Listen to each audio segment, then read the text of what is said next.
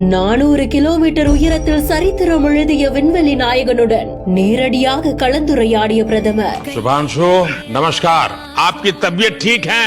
बहुत अच्छा लग रहा है, बहुत नया एक्सपीरियंस है ये. சர்வதேச விண்வெளி மையத்தில் ஒவ்வொரு நொடியும் எப்படி இருக்குன்னு சுபான்சு சுக்லா அவர்கள் விவரிக்க புன்சிரிப்புடன் கேட்ட பிரதமர் நரேந்திர மோடி कि हमारा देश कितनी गति से आगे बढ़ रहा है इस समय कि हम यहाँ पहुँचे हैं. भारत सच में बहुत भव्य दिखता है, बहुत बड़ा दिखता है. जितना हम मैप पे देखते हैं उससे कहीं ज्यादा बड़ा. 16 முறை சூரிய உதயம் சூரிய அஸ்தமனம். அத்தனை தூரத்துல இருந்து இந்தியா எப்படி தெரிஞ்சது?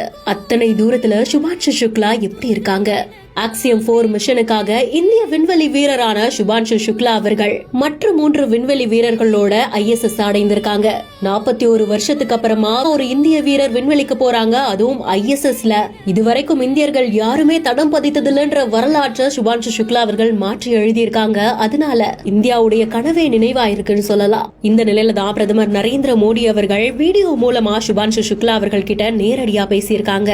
நாட்டில இருந்து ரொம்ப தூரமா இருந்தாலும் நீங்க எல்லா மக்களுடைய மனசுலயும் இருக்கீங்க அப்படின்னு பிரதமர் அவர்கள் அவங்களுடைய பேச்ச ஆரம்பிக்க பல விஷயங்கள் பேசப்பட்டிருக்கு. கொஞ்ச நேரத்துக்கு முன்னாடிதான் விண்டோ வழியா பார்த்தபோது ஹவாய கடந்து போயிட்டு இருந்தோம். இங்க ஆர்பிட்ல 16 முறை சூரிய உதயத்தையும் சூரிய அஸ்தமனத்தையும் பார்க்கிறோம் அப்படின்னு சுபான்சு சுக்லா அவர்கள் தெரிவிச்சாங்க.